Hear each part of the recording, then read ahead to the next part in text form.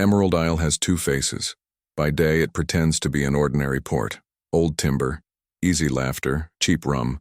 But at night, the island breathes something else. A smell that isn't just salt. Broken promises, old fear, people who learned to survive before they learned to live.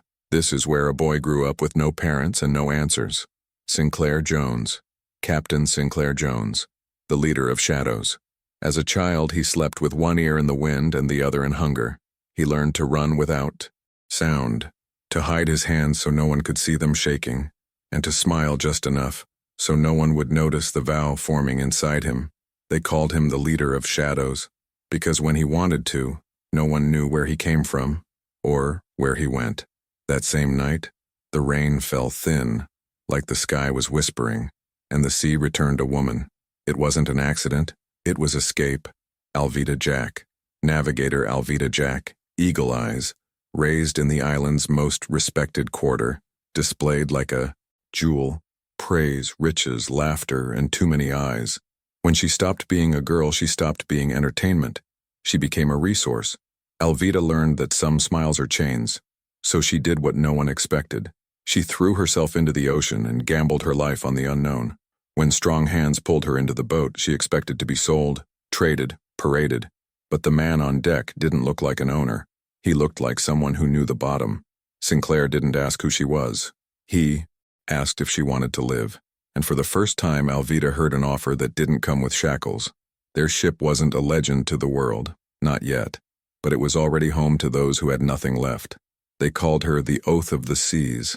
Dark hull, smoke-gray sails, low lanterns, a ship that seemed to prefer the fog, as if the mist belonged to its bones. On deck, an older man sharpened a blade with far too much calm. Panko Lester, the butcher of the seas. They called him a monster, because it was easier than understanding him. The scars on his body were a map of wars no one should have lived through. But the deepest mark wasn't on his skin. It was in his memory. Wife and daughter, beaten to death by a crew that stole more than gold. They stole despair. Their name was spoken softly, like a curse. The Black Ruby. Panko touched the metal like a man touching a grave, and swore again, silently, that one day he would step onto the Black Ruby's deck, and no one would leave whole. Below deck the sound changed. Iron and fire. Brutus Corsair, the man of brass. Silver teeth flashing whenever he clenched a tool between his lips. A metal leg that never let him forget what the sea takes. The prosthetic creaked with the ship's sway, reminding everyone, survival is expensive. Brutus didn't need speeches.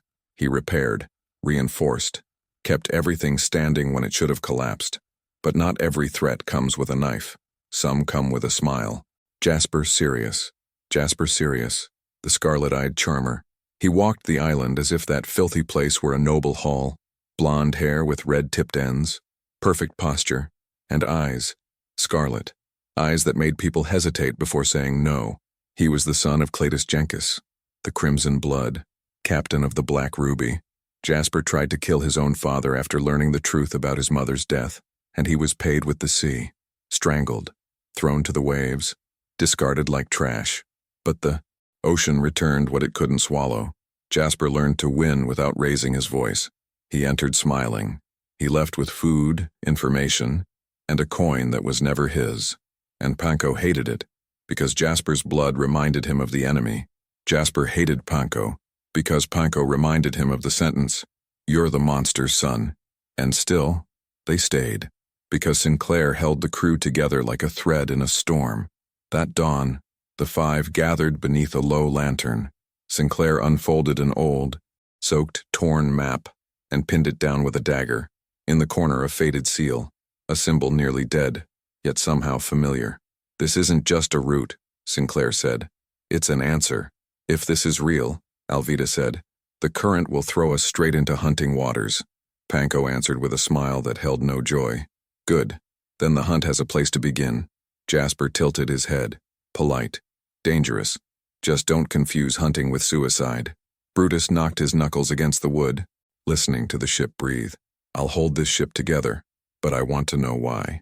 Sinclair stared at the sea, and the fog seemed to stare back. Because they left me on a rotten island, he said, and because somewhere out there, someone thought I wouldn't come back. He folded the map carefully like he was folding a promise. Tonight, he said, we sail, and no one will see us arrive. And as the oath of the seas slipped away from Emerald Isle, a distant light ignited on the horizon, red, like an eye open in the dark, like the black ruby whispering, I'm coming too.